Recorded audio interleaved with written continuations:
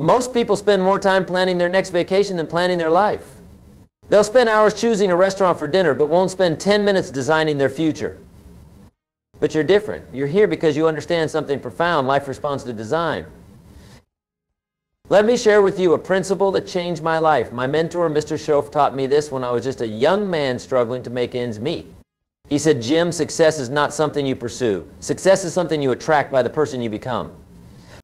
Isn't that fascinating? Today we're going to talk about how to become that person over the next 12 months. We're going to design a one-year plan that will transform every area of your life. And I want you to write this down. Life change begins with a plan. Let me tell you why most people fail to achieve their goals. It's not because they don't want success badly enough. It's not because they're not smart enough. It's because they don't have a system. They don't have a plan. They have wishes, they have hopes, but they don't have a plan. Now, here's what's fascinating about a one-year plan. It's long enough to achieve something significant, but short enough to maintain your enthusiasm. 12 months, 52 weeks, 365 days. That's your canvas. That's your opportunity. That's your chance to design something extraordinary. Let me share with you the 7 key areas your one-year plan must address. Write these down. Number 1, personal development. You see, here's what's interesting about personal development. Everything changes when you change. Nothing changes if you don't. Your income, your relationships, your health, they all respond to your level of personal development. I remember when I first started my journey of personal development. I was making $57 a week, struggling to make ends meet. But then I started investing in myself. I started reading books, attending seminars, learning from successful people. And you know what happened? Everything changed. Here's what you need to do in your one-year plan for personal development. First, commit to reading at least 1 book per month. That's 12 books in a year. Isn't that fascinating? The average American reads less than 1 book per year, and they wonder why they're not getting ahead. Second, invest in seminars and courses. I know some of you are thinking, but Jim, that's expensive. And you're right. But here's what's more expensive, ignorance. Staying the same. Not growing. That's the real cost. Third, find mentors. You need to learn from people who are where you want to be. Success leaves clues, and mentors can help you find those clues faster than you could on your own. Number 2, financial growth. Now this is crucial. Your one-year plan must include specific financial targets. But here's what's interesting about financial goals. They're not just about the money. They're about who you become in the process of achieving them. Let me share with you 3 components of financial planning that most people miss. First, you need multiple streams of income. Don't depend on just one source. That's too risky. In your one-year plan, identify at least 2 new potential income streams you can develop. Second, you need a saving strategy. Here's what Mr. Schoaf taught me. If you don't have a surplus, you don't have a future. Write that down. Your one-year plan must include specific savings targets. Start with 10% of your income, then increase it quarter by quarter. Third, you need an investment strategy. Your money needs to work harder than you do. In your one-year plan, outline how you're going about investing, what vehicles you're going to use, and what percentage of your income you're going to invest. Number 3, health and vitality. Now, isn't this fascinating? Many people spend their first 50 years trading their health for wealth, then spend their next 50 years trading their wealth for health. But it doesn't have to be that way. Your one-year plan must include specific health goals. Write this down, my health is my wealth. Because here's what's interesting. You can have all the money in the world, but if you don't have your health, what good is it? Let me share with you 3 components of health planning that must be in your one-year plan. First, nutrition. You need to design your eating strategy. What are you going to eat more of? What are you going to eat less of? Be specific. Second, exercise. Your body is the only place you have to live. In your one-year plan, outline your exercise routine. When will you exercise? What type of exercise will you do? How will you track your progress? Third, rest and recovery. This is the one most people miss. Your body needs time to recover, to rejuvenate. Plan your sleep schedule, plan your vacation time, plan your downtime. Number 4, relationships. Here's what's fascinating about relationships. They either contribute to your growth or contaminate your growth. There is no neutral ground. Your one-year plan must address both personal and professional relationships.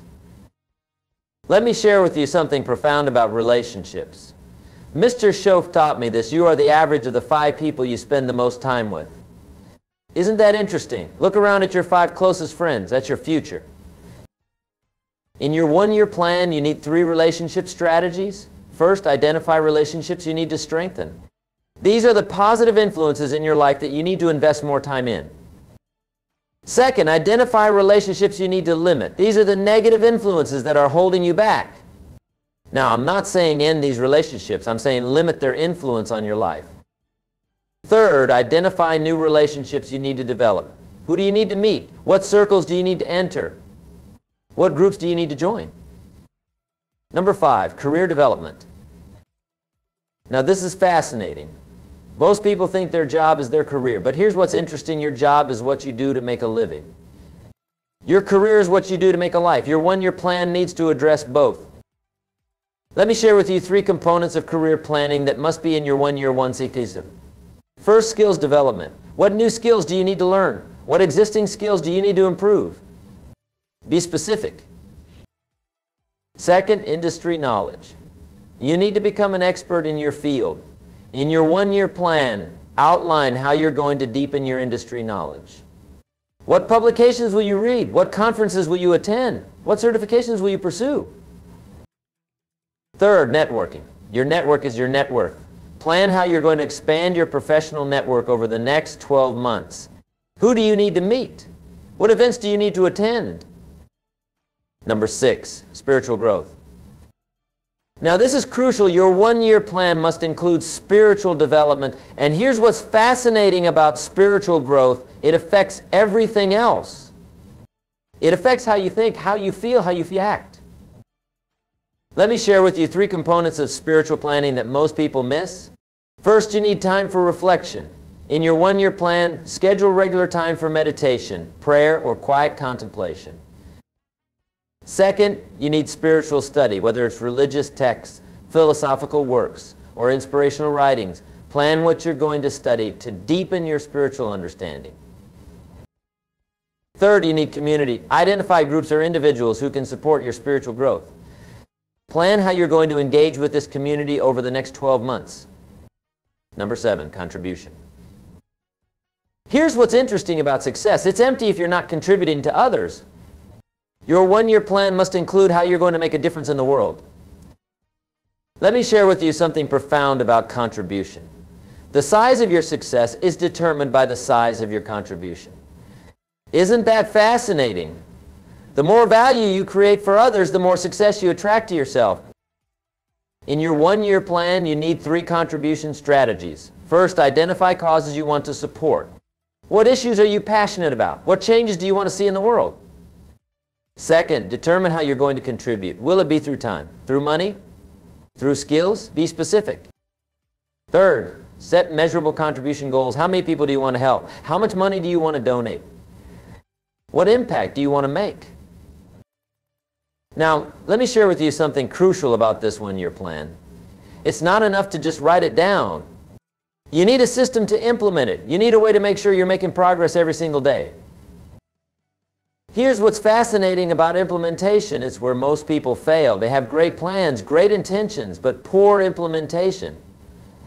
So let me share with you my 5-step implementation system.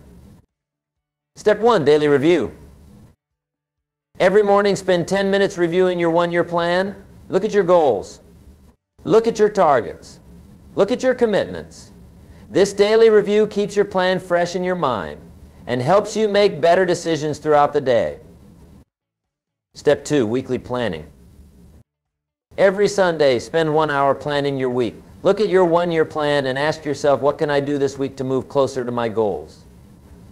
Write down specific actions you're going to take. Step 3, monthly evaluation. At the end of each month, evaluate your progress. Be honest with yourself. What's working? What's not working? What needs to change? This monthly evaluation helps you stay on track and make necessary adjustments. Step 4, quarterly reviews. Every 3 months, do a deep dive into your progress. Look at all 7 areas of your plan. Are you on track? Are you ahead? Are you behind? Use these quarterly reviews to make major adjustments if needed. Step 5, accountability. Find someone who will hold you accountable to your plan. Share your goals with them. Report your progress to them. Let them challenge you when you're slacking off. Now, let me share with you something powerful about this implementation system. It turns your one-year plan from a wish list into a success system. Isn't that fascinating? Most people have wishes. Successful people have systems. Let me tell you about something I've noticed in my years of studying successful people. They all have what I call a success rhythm. They have regular times for planning, for review, for evaluation. They don't leave their success to chance. You see, success is like a garden. You don't plant the seeds and then forget about them. You need to water them regularly. You need to pull the weeds. You need to provide the right environment for growth. Your one-year plan is like that garden. It needs regular attention. Now, let me share with you something profound about this one-year planning process. It's not just about achieving goals. It's about who you become in the process. You see, the greatest value in having a one-year plan isn't just the achievements. It's the person you become while working toward those achievements. Think about it this way. When you commit to personal development, you become more knowledgeable. When you commit to financial growth, you become more disciplined. When you commit to health and vitality, you become more energetic. When you commit to better relationships, you become more empathetic. Isn't that fascinating?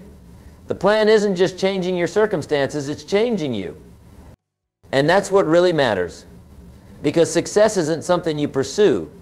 Success is something you attract by the person you become. Let me share with you 3 major obstacles you'll face when implementing your one-year plan and how to overcome them. Obstacle number 1, lack of consistency. Most people start strong but fade quickly. They're like a rocket that uses up all its fuel in the first few minutes of flight. But success doesn't work that way. Success requires consistent effort over time. Here's how you overcome this obstacle. Build what I call success triggers into your daily routine. These are specific actions that trigger your success behaviors. Maybe it's putting your running shoes by your bed to trigger your morning exercise. Maybe it's putting your books on your nightstand to trigger your evening reading. Obstacle number 2, environmental resistance. Your environment will resist your growth. Some people won't understand your new commitments. Some situations will test your resolve. This is normal. In fact, it's necessary. Here's how you overcome this obstacle. Create what I call a success environment.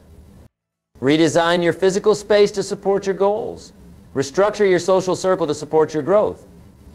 Remember, your environment will either inspire you or expire you. Obstacle number 3, loss of focus. Over the course of a year, it's easy to lose focus. New opportunities arise. New challenges emerge. Distractions multiply. This is where most people get off track. Here's how you overcome this obstacle. Use what I call the power hour. This is 1 hour each day dedicated solely to your most important goal. No phone calls, no emails, no interruptions, just focused effort on your highest priority. Now, let me share with you something powerful about these obstacles. They're not really obstacles, they're opportunities. They're opportunities to prove your commitment. They're opportunities to strengthen your character. They're opportunities to become more than you are.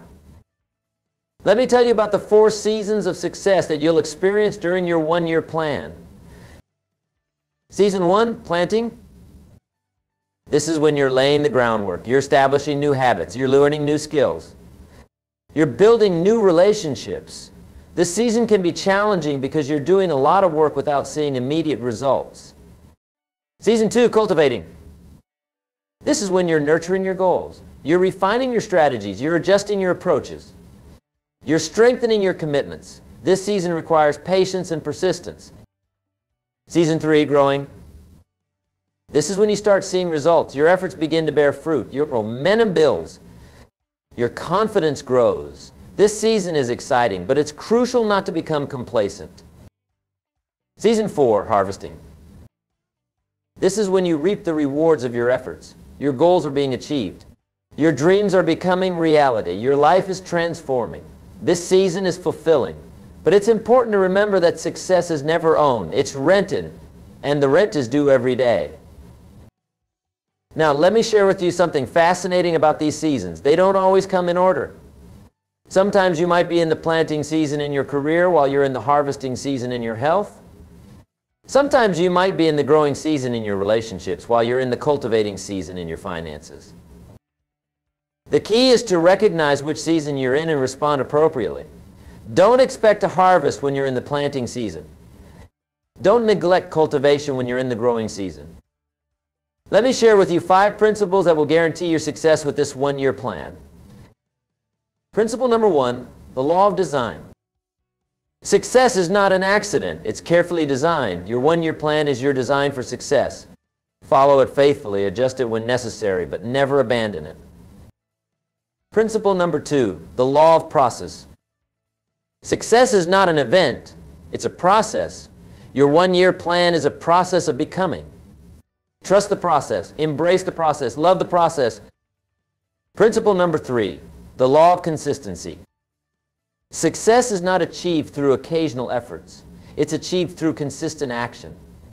Your one-year plan provides the framework for consistency. Follow it daily, weekly, monthly. Principle number 4, the law of compound effect. Success is not immediate. It compounds over time. Your one-year plan allows the compound effect to work in your favor. Small actions consistently taken lead to massive results.